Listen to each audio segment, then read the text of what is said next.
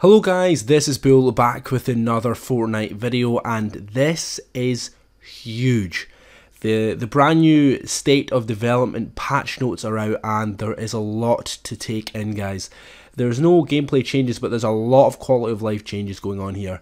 There's a lot of controller changes if you guys are console players, which actually a lot of you guys are.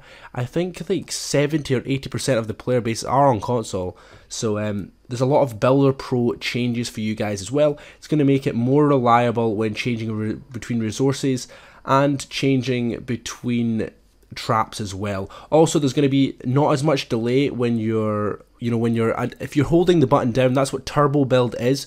It's going to basically mean that there's going to be barely any delay now. Sometimes it missed out a couple of building slots. This happens to me quite a lot. Also, the edit mode aim assist, you can toggle that on and off. That means, if you guys didn't know, when you're editing a structure, it toggles on to the nearest square, and it can be quite uncomfortable sometimes. If you want to edit a certain square, you can turn that off and on. Keep going down now. Let's look at limited time modes. Now, they've actually done a lot. This is huge, actually. So basically, they're experimenting all different types of limited time modes. They're going to be looking at a solo showdown. This is basically, it's pretty much the same thing. It's the competitive playlist where you can play solo and you can get awards and stuff. They're going to be keeping that in the game. This is a jetpack only game mode, which will just be coming soon. Playgrounds. Now, this is absolutely unbelievable. Now, listen to this, guys, right? So, Playground limited time game mode.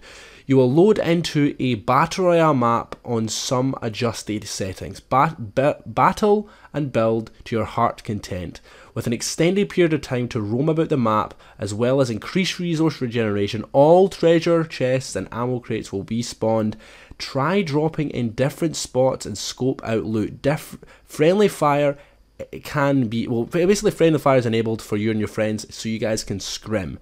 And there's loads of llamas. So basically what this means is this is going to allow you to go in and play about, guys. Respawns are off. So you'll be able to, if you die, you'll be able to get back in the game and play again. So this is going to, basically, you and your friend can do 2v2s at the side of the map and, play about with different building strategies and stuff. So this is going to really, honestly, this is opening up a big thing. So people can actually practice now when they're playing. So you guys can jump in, you're going to have basically tons of resources, tons of weapons, and you and your friends can go and practice scrimming at the side of the map. This is huge. This is absolutely massive. Obviously, stats and challenges will not be allowed in this. This is step 2 of creative mode. This represents an initial step into a creative mode. Looks like Fortnite. Practice, strategize, and enjoy yourself. You can wait to see what you do. So basically means you can go around, you can build big, cool structures if you want, and it's just you and your friends. So this is unbelievable. I'm really looking forward to getting in and doing some stuff on this. Performance. When you hop into a Fortnite game, long at work classes, first match you feel good in the last one. Performance. There's a couple of things like hitching, a lot of changes. Basically, this is just explaining that the game freezes, a lot of lagging, and they're fixing this as well. They're also optimizing the load times within the game. It says it takes 15 to 30 seconds in version 0.3. Each major release regarding the update in order to keep the load times down. So they're trying to, obviously, with each update, sometimes the load times can be quite high. They're trying to keep that down as well. A couple of server performance changes.